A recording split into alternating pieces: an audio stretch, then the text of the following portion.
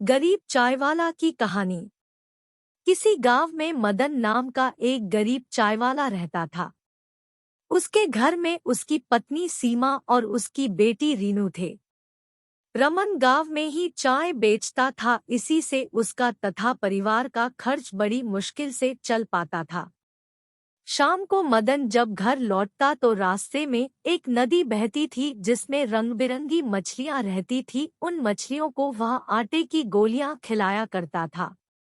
ऐसा करने से उसके मन को बड़ी शांति मिलती थी और मछलियां भी उससे खुश रहती थी।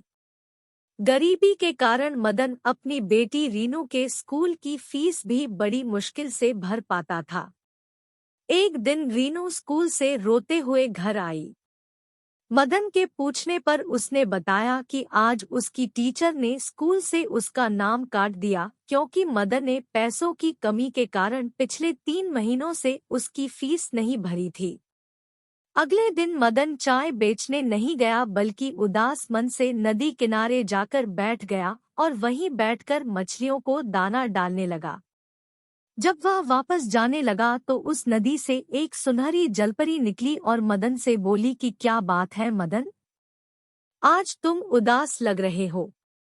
मदन उस जलपरी की कहानी को देखकर हैरान हो गया। उसने पूछा कि आप कौन हो और मेरा नाम कैसे जानती हो।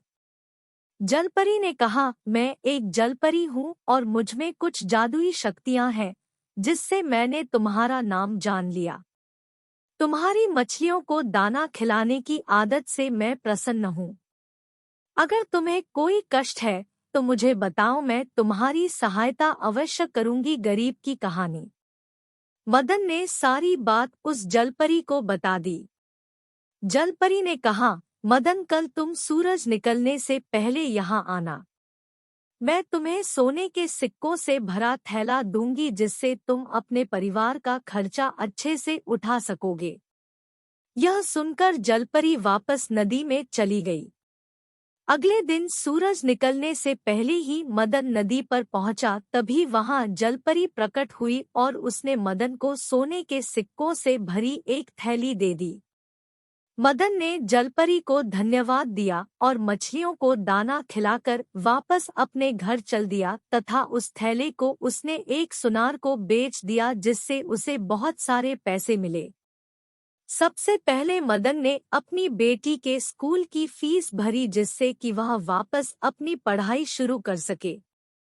कुछ महीने के बाद मदन ने उन पैसों की मदद से एक छोटा सा होटल शुरू कर दिया। उस होटल से उसकी आर्थिक स्थिति अच्छी होने लगी तथा उसने एक पक्का मकान भी बनवा लिया। मदन ने सोचा कि अब उसके पास अच्छा खासा धन हो गया है।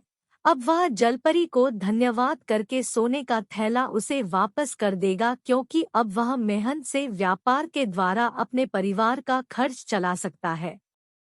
ऐसा सोचकर वह रात को जल्दी सो गया। उसी गांव में रमेश और सुरेश नाम के 2 व्यक्ति रहते थे। वे मदन की सफलता से ईर्ष्या रखने लगे कि वह इतनी जल्दी कैसे धनी व्यक्ति बन गया। किसी तरह उन्हें सोने के सिक्के वाली बात पता चल गई। अब तो रमेश और सुरेश ने एक योजना बनाई कि कल जब वह नदी के पास जाएगा तो हम उससे सोने के सिक्कों की थैली छीन लेंगे। योजना के अनुसार दोनों ने मदन का पीछा किया और नदी के पास ही एक झाड़ी के पीछे छिप गए। मदन ने जलपरी को थैला वापस करते हुए कहा कि जलपरी, तुमने मेरी बहुत मदद की है और तुम्हारे कारण मैं अब एक धनी आदमी बन गया हूँ। साथ ही मैंने अपना व्यापार भी शुरू कर लिया है, इसलिए मैं यह सोने के सिक्कों की थैली आपको लौटाना चाहता हूँ। जलपरी मदन की ईमानदारी से बड़ी प्रसन्न हुई। अभी वह बात कर ही रहे थे कि रमेश और सुरेश दोनों ने मदन को पकड़ लिया और उसे धमकाने लगे और थैला देने के लिए कहा। यह देखकर जलपरी ने अपनी छड़ी घुमाकर उन दोनों को बेहोश कर दिया।